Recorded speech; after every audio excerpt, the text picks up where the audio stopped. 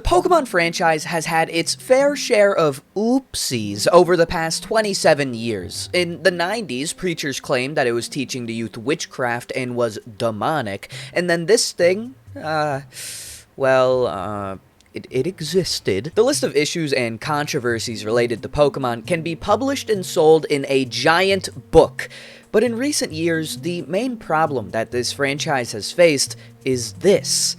The games suck. Okay, obviously this is an objective opinion. Some of you may look at these games and say, wow, LaiyenZ, my $120 was well spent, and maybe I should go ahead and spend an additional $35 of my mom's hard-earned money on DLC that looks like it was made for an Ouya. Pokemon games being lazily made is not breaking news in 2023. It's almost expected whenever we see a new game being announced. But when did this mindset develop? Because as a baby boy, I always looked at Pokemon as the pinnacle of gaming and entertainment. But now it's just, it's this. Well, some may say that the jump to 3D is why Pokemon has quote-unquote fallen off, even though technically it hasn't fallen off whatsoever. If anything, it's at an all-time high right now. Lots of people just point at the 3DS Pokemon games and scoff, because they're so bad and trash. But are they really, though? So I decided to take one for the team and revisit where it all began. Generation 6, in order to see if they're truly as bad as people say, or are they a little bit overhated. Alright, to start off our journey, we gotta go to France. Oui, Baguette Ludwig Augerin. What? Is that racist?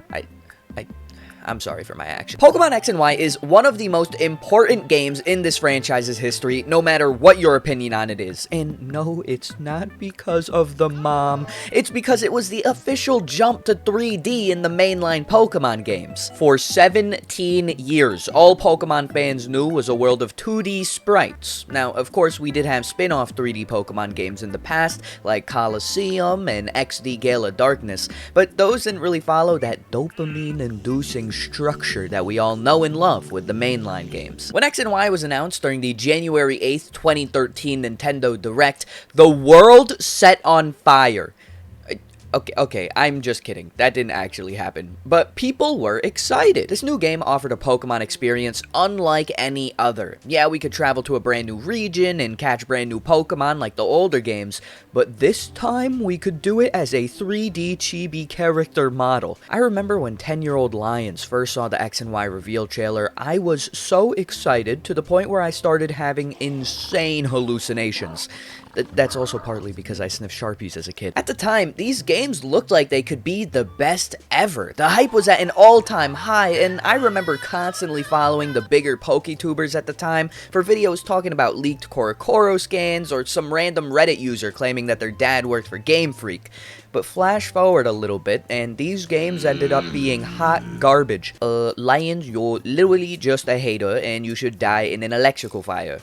First of all, what the? Second of all, I have a reason as to why I dislike these games. Also, around this point, people start clicking off the video, so here's some Subway Surfers gameplay to engage your attention. Please don't click off the video, I'm begging. To be honest, in the past, I never really understood the hate for these games, since as a young lad, I thought, what?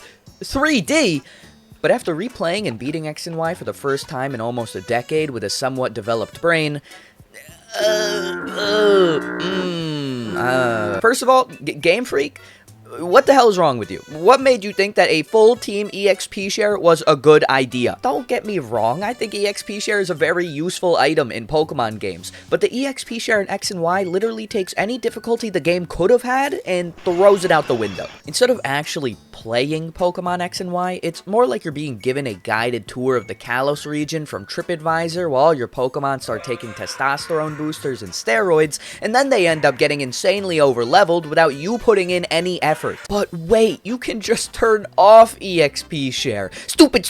If you're an independent free thinker, yeah, go ahead. Maybe go say some controversial things on Twitter, download Rumble, sell out and become a kick streamer, and then also shut off that EXP share. Oh wait, Game Freak didn't use their brain when making this game and made it where if you don't utilize the EXP share, your Pokemon will be insanely underleveled everywhere you go, causing you to fall into a deep depression and sadness because your your little baby frogget there is getting bodied by a flower. If I were to create a chart that ranked the difficulty level of a video game, with 1 being New Super Mario Bros. On the DS and 5 being Elden Ring No Death Challenge Run with a DDR mat, I would put X and Y at a solid...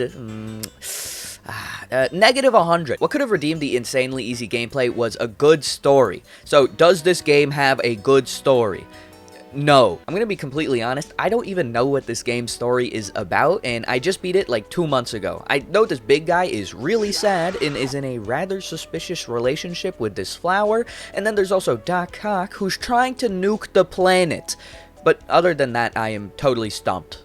What the hell happens in this game? However, one of the greatest things to ever come from Pokemon X and Y, and Gen 6 as a whole, is Mega Evolutions. Probably the greatest Pokemon gimmick of all time. It's just so cool. Look at this Charizard. That's a cool Pokemon, right? But now look at it. It's even cooler. I can't wait to spend all my money on plush toys. You're probably thinking to yourself, after they came up with this super cool, epic new gimmick for their game that could potentially change the trajectory of this franchise, they would continue to build upon it in further generations.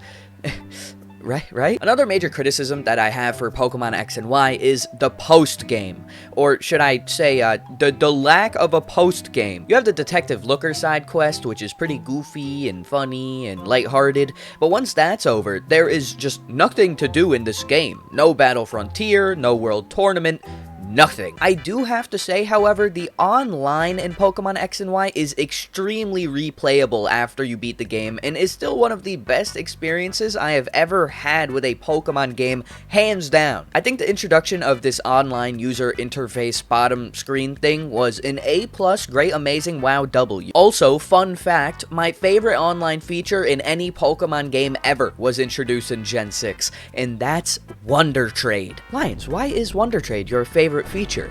Well, it's because I have a crippling gambling addiction and love the thrill of potentially getting a shiny Greninja or level 1 Pidgey. Alright, I've been fairly critical of these games, so let me list some things that I like. I think the towns are beautiful and well designed. Tons of really cool Pokemon came from this generation, including one of my personal favorites, and then also, you can do roller skating tricks. Following Pokemon X and Y, we all thought the next major addition to the 6th generation would be Pokemon Z. They had introduced Zygarde, and everyone got super duper excited because, newsflash, its name starts with a Z. Pokemon Z had the potential to be the Pokemon Platinum of this generation and right the wrongs that Game Freak made with X and Y. But, yeah, they never made Pokemon Z. It just never happened. Omega Ruby and Alpha Sapphire were the next games in the 6th generation, and although IGN said there was too much water, I love these games. Obviously, this is a remake at the end of the day, so the story is identical to the story of the originals. But what I love so much is the fact that Game Freak was able to provide a memorable and unique way of experiencing the Hoenn region, but this time in 3D. The cutscenes and animations, although outdated when looking at it from a 2023 perspective, were really cool. Also, add in the Eon Flute and being able to literally fly over the Hoenn region, they were cooking. Remember earlier when I said that X and Y had no post-game and it made me very sad and not kawaii? Well, guess what? These games have a post-game. Raw, whoa, let's go, the crowd goes wild, LaiyenZ is kawaii. The Delta episode is a 2-hour little short story post-game thing, but the fact that it was even there and actually pretty fun made me have butterflies in my stomach. I was twirling my hair, I was curling my toes, moaning a little bit. Just having more content to play was an exquisite, and it just made me so happy, man. But these games weren't perfect, my fellow intellectuals. We must stay on track as a hater. There was still the insane issue that plagues new Pokemon games to this day, which is the fact that there is literally no sense of difficulty or challenge presented to the players with semi-developed brains. The EXP share that I dunked on earlier decided to make its unwanted return, so that's really sad, but also extremely expected, since, once again, newsflash, these are children's games.